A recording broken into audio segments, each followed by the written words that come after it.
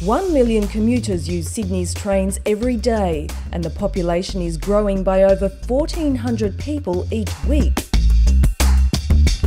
More and more are travelling in and out of the city on a system that's stretched to its limits.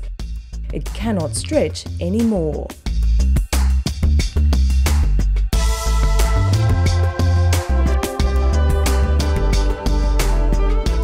Over recent years, many projects to expand the system have been unveiled and then shelved across the network.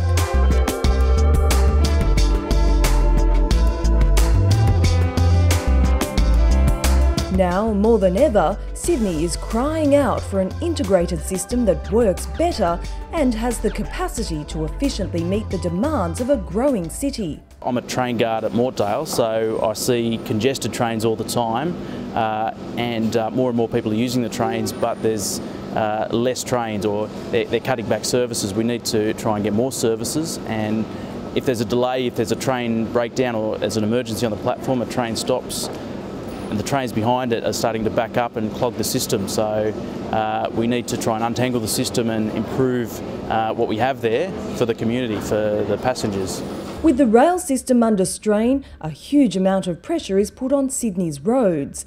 Peak hour travel often results in gridlock, and road conditions are deteriorating due to the ever-increasing number of vehicles. There just seems to be so much money spent on roads.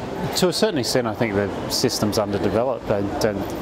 I think a major line out to the northwest should have been put in decades ago, and yeah, I think that's where it really falls down. I think the trains we use and the type of rail system we have, like, I've travelled around the world and it seems to be quite inferior to many other countries on the same level as Australia.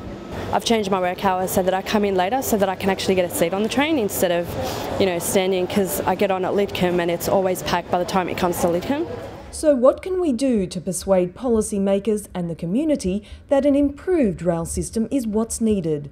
There are 3 basic projects that we've identified where it's already gone through all the regulatory requirements, and it's all been ticked off, ready to go. All it needs is funding. The areas that we're talking about out of Western Sydney and Southwest Sydney, they're areas that obviously need this. There's a huge growth out there in the community. There's more and more houses being built out there every day, so they need the service. So that's where we should put it. These 3 projects alone would create 11,000 construction jobs, 14,000 permanent jobs, and generate $2.2 billion in annual economic efficiency gains. We all understand the need to improve public transport for the people of Sydney, but how do we get there? More trains more often, I think, would probably be the answer to some of the problems. Maybe more light rail, and obviously people in the outer suburbs need some sort of connection. I guess it would help if we had a few more trains coming so that we're not always packed in like sardines. I would definitely put on a lot more services, especially in peak hour, and it would be really good if they could make 6-car services into 8 cars, definitely. Ties need to be built with the community, policymakers and government to ensure the best plans are realised, and to ensure everyone has a voice in the future of public transport for New South Wales. These types of projects will reduce pollution. It will obviously ease road congestion in those areas. It will also give people an alternative method of transport. Plus it will also allow them to move across the network, which they can't do at the moment. You're restricted to coming in on one direction and coming all the way into the city and then moving out. And obviously it's a cheaper method of transport for a lot of people. Where to from here? Make sure your voice is heard. Join the push for better public transport today and ensure the network delivers for you.